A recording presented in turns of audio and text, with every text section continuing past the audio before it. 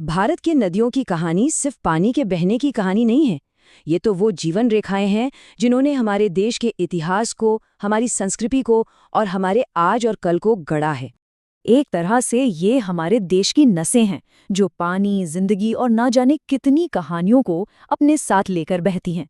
और इस पूरे सिस्टम को, इस नेटवर्क को समझने के लिए हमें भारत के अपवाह तंत्र को समझना होगा। यही वो जाल है जो इस जमीन के मिजाज को तय करता है। अब देखिए, भारत में तो सैकड़ों नदियां हैं। इन्हें एक एक करके समझना तो बहुत मुश्किल हो सकता है ना? लेकिन इसकी शुरुआत एक बहुत ही सिंपल पर जबरदस्त बंटवारे से होती है। इन दो सिस्टम्स के बीच का फर्क एकदम साफ है। एक तरफ है हिमालय से निकलने वाली नदियां। ये 12 मासी हैं, मतलब साल के 365 दिन बहती हैं। क्यों? क्योंकि इन्हें पानी सिर्फ बारिश से नहीं, बल्कि ग्लेशियरों के पिघलने से भी मिलता है। ये नदियां काफी युवा हैं, जोश में हैं और पहाड़ों को काटकर गहरी वी शेप की घाटियां बनाती हैं। वहीं दूसरी तरफ है प्रायद्वीपीय नदियां। ये मौसमी है, बारिश हुई तो पानी है, नहीं तो नहीं। ये नदियां बहुत पुरानी, एकदम मैच्योर हो चुकी हैं और चौड़ी शांत घाटियों में बहती हैं। असल में ये कहाँ से पैदा हुई, यही बात इनके पूरे कैरेक्टर को तय करती है। तो चलिए पहले सिस्टम को जरा करीब से देखते हैं। बात करते हैं हिमालय की उन शक्तिशाली नदियों की जो बर्फ और ग्लेशियर, मतलब दुनिया के सबसे ऊंचे पहाड़ों से जन्म लेती हैं। और जब हिमालय की नदियों की बात हो तो गंगा का जिक्र तो सबसे पहले आएगा। गंगा सिर्फ एक नदी नहीं, बल्कि एक एहसास है, एक संस्कृति और आस्था का प्रतीक है। जैसा कि ये कोट कहता है, गंगा ने सदियों से भारत के दिल पर राज किया है। और इन नदियों का स्केल, अरे बाप रे, वाकई में बहुत विशाल है।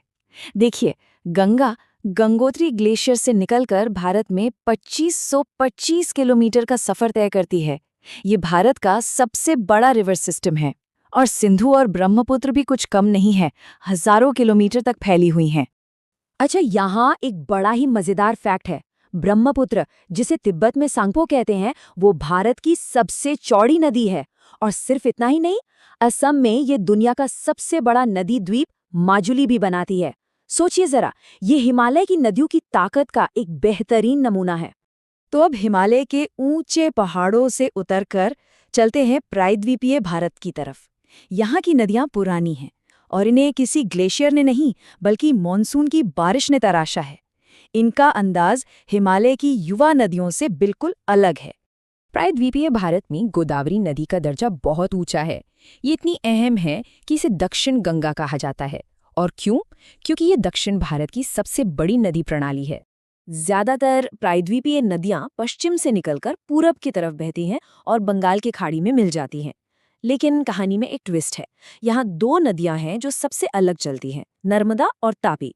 ये दोनों भ्रंश घाटियों यानी रिफ्ट वैली से गुजरती हैं और इसी वजह से ये पूरब के बजाय पश्चिम की ओर बहकर अरब सागर में गिरती हैं। है ना दिलचस्प? ठीक है, तो हमने नदियों की कुदरती कहानी तो देख ली। अब देखते हैं कि इंसानों ने इनकी ताकत को कैसे इस्तेमाल किया है। देश भर में इन नदियों पर बांध बनाए गए हैं, जिन्हें कभी-कभी आधुनिक भारत के मंदिर भी कहा गया है।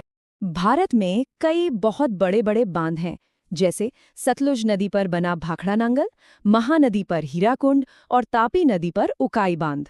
ये प्रोजेक्ट्स सिर्फ बिजली नहीं बनाते, बल्कि सिंचाई और पीने के पानी की जरूरतें भी पूरी करते हैं।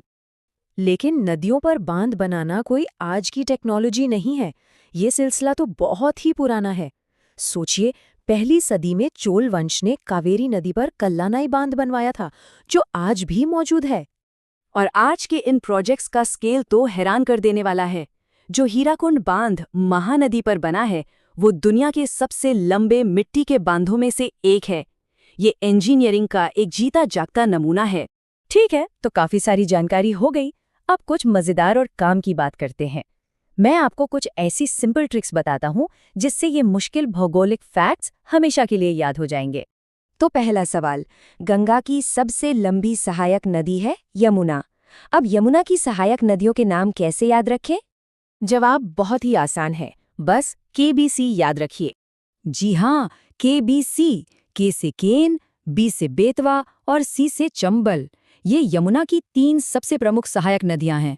है ना एकदम सिंपल?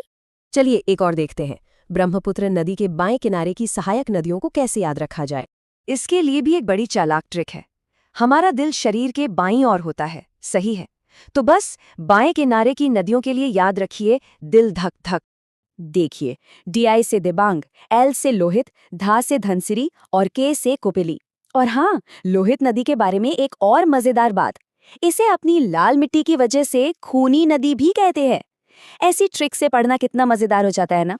तो अब इस पूरी बातचीत को एक जरूरी सवाल के साथ खत्म करते हैं। जब हम देखते हैं कि देश के एक हिस्से में बाढ़ आई हुई है और दूसरा हिस्सा सूखे से परेशान है, तो असल में समस्या पानी की कमी की है या फिर पानी के मैनेजमेंट की? ये एक ऐसा सवाल है जिस पर हम सबको सोचने की जरूरत है।